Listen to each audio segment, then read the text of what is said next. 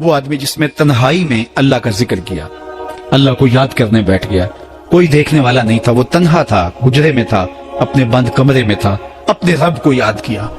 اللہ کی یاد کرتے کرتے اس کی آنکھوں سے آنسو ٹپکنے لگے، اس کی آنکھیں آنسو کا خراج دینے لگی۔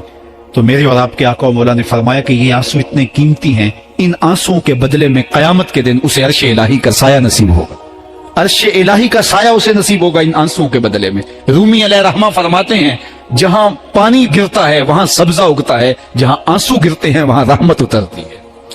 تو اس لیے جو اللہ کی یاد میں رونے کا لطف ہے اور اللہ کی یاد میں آنسو بہانے کا اجر اور صلہ رکھا گیا ہے، یہ گناہوں کو دھو ڈالتا ہے، یہ اندر کی صفائی اور ستھرائی کا سبب اور ذریعہ ہے۔ میرے اور آپ کے آقا و مولا نے فرمایا راتوں کی تنہائیوں میں اٹھ کے قرآن پڑھا کرو اور قرآن پڑھتے ہوئے رویا کرو۔ پھر فرمایا فَإِلَّمْ تَبْكُوا فَتَبَاكُوا، اگر رونا نہ آئے تو رونے کی کوشش کیا کرو۔ حضرت داتا گنج بخش علی حجویری سے ایک مرید نے کہا حضرت اگر رونے کی کوشش کریں پھر بھی رونا نہ آئے، فرمایا پھر اپنے مقدر پہ رویا کرو۔ تم اتنے سنگ دل ہو گئے ہو کہ تمہاری آنکھیں آنسو کا خراج نہیں دیتی۔ جو رونا نہیں جانتا وہ اللہ کی رحمتوں کو اور اللہ کی کرم نوازیوں کو کیسے سمیٹ پائے گا؟ بچہ روتا ہے تو ماں دودھ دیتی ہے، جب بندہ اللہ کی حضور الہو زاری کرتا ہے، عجز کرتا ہے، انکساری کرتا ہے تو اللہ کی رحمتوں کو جوش آتا ہے اور اللہ تعالیٰ کی رحمتیں اس پہ برستی ہیں اور اس کے نہ صرف گناہ معاف ہوتے ہیں بلکہ اللہ تعالیٰ اس کے گناہوں کو بدل کے نیکیوں میں تبدیل کر دیتا ہے۔ ایک فقیر تھا، ملنگ درویش، اللہ کا بندہ، اس کی عادت یہ تھی کہ اپنے ڈیرے پہ آنے والوں کو کھلاتا، ان کو پلاتا، ان کی ضروریات کا خیال رکھتا، لیکن کو مالی آسودگیاں نہیں تھی۔ ہوتا یہ تھا کہ بعض اوقات لوگ آتے تو ادھار لے کر کے وہ لوگوں کو کھلا دیتا۔ خیر چونکہ فقیر کا مزاج یہ ہوتا ہے کہ لوگ آئیں اس کے ڈیرے سے کھائیں، بابا بلے شاہ نے بھی کہا تھا نا اٹ کھڑک کے دکڑ بجے تتا ہوئے چلا، آن فقیر کھا کھا جاون راضی ہوئے بلا۔ یہ فقیروں کا مزاج ہے، تو جو بھی آتا اس کے ڈیرے سے کھاتا اور وہ ادھار اٹھا اٹھا کے لوگوں کی ضروریات کو پورا کرتے رہتے۔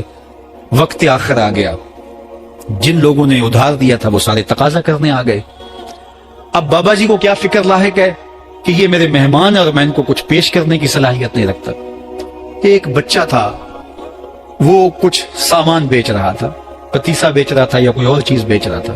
اس نے گلی سے گزرتے ہوئے آواز لگائی، خادم کو پیسے بلا کے لاؤ، کہا تم بیچ رہے ہو تو میرے مہمانوں کو کھلا دو۔ بچہ بڑا خوش ہوا کہ میں سارا دن گلیوں میں گھوم کے یہ پتیسا بیچنا تھا، اب یہ ایک جگہ ہی سارا فروخت ہو گیا تو یہ تو موج لگ گئی، میں جلدی گھر چلا جاؤں گا، میری ماں خوش ہو گئی۔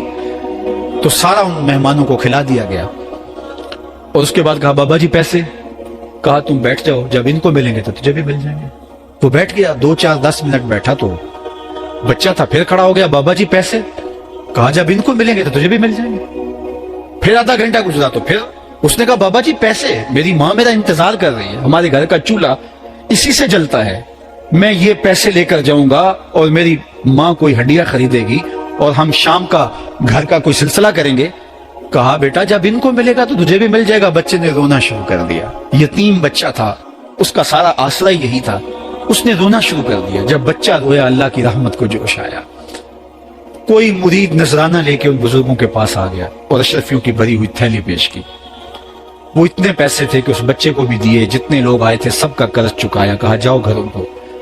تو سب نے کہا بابا جی ہم صبح سے بیٹھے ہوئے تھے تو یہ نذرانہ دینے والا صبح سے نہیں آیا تو اب کیسے آ گیا؟ کہا صبح سے تمہارے اندر کوئی رونے والا نہیں تھا، ایک رونے والا آیا تو باقیوں کا بھی کام بن گیا۔ بعض اوقات کسی ایک شخص کی وجہ سے باقیوں کی خطائیں بھی معاف ہوتی ہیں۔ آج ہم اجتماعی طور پہ تا حد نظر اندر باہر اوپر نیچے اتنے لوگوں کے ہجوم میں اللہ کی بارگاہ سے یہ توقع رکھتے ہیں کہ مالک کتنے ہجوم میں کوئی ایک تو ہوگا جو تیرا لاڈلا ہوگا، کوئی ایک تو ہوگا جو تیرا بہت قریبی ہوگا، کوئی ایک تو ہوگا جس پہ تیری رحمتیں برسیں گی، تو مالک اس کے صدقے سے ہماری خطائیں بھی معاف کر دے، ہمارے گناہ بھی معاف کر دے۔ کوئی ایک رونے والی آنکھ مل گئی تو باقیوں کا بھی کام بن جائے گا۔ اٹھ فریدا ستیا تے میلہ ویکھن جا، وت کوئی بخشیا مل جاوے تے تو ہی بخشیا جا۔ میرے مالک ہم سب کی خطائیں معاف کر دے، ہم سب سے درگزر فرما اور ہم سب کے باطن کو ستھرائیاں دے دے، ہمارے اندر کو پاکیزگیاں دے دے۔ بہت وقت میں نے اور آپ نے صاحب گزار دیا، تیزی کے ساتھ زندگی بیت رہی ہے۔ میں اگر اپنے آپ کو دیکھوں تو میری زندگی کتنی بہاریں کاٹ چکی ہے۔ اگر آپ اپنے آپ کو دیکھیں، کوئی 60 سال کو 20 سال کو 25 سال کو زندگی تیزی کے ساتھ गुजर रही है। बंदा जब सोचता है कि मैं 40 साल का हो गया हूं, तो आगे मेरी जिंदगी के अगर 30 साल भी हैं तो 30 साल तो काफी हैं, लेकिन वो पीछे अगर पलट के देखे तो 40 साल यूं गुजर गए जिस तरह चुटकी बजाई जाती है।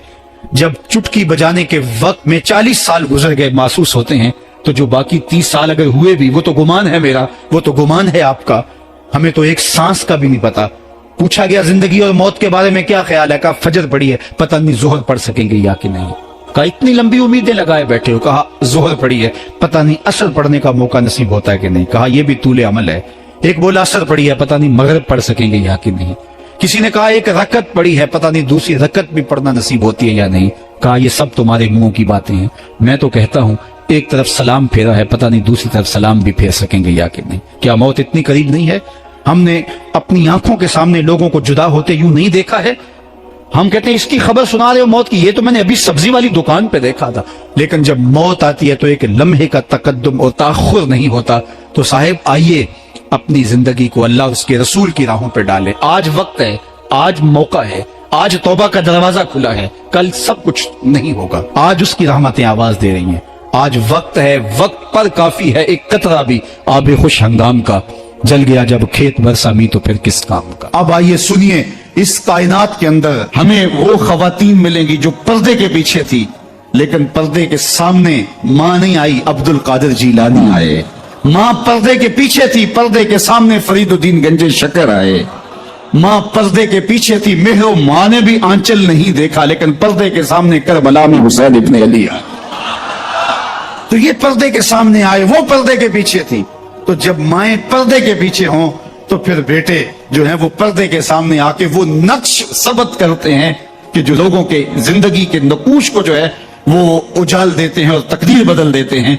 तो इसलिए माओं की जिम्मेदारियां घर संभालना है। जब माएं घर संभाल लेती हैं तो बेटे बहरो भर संभाल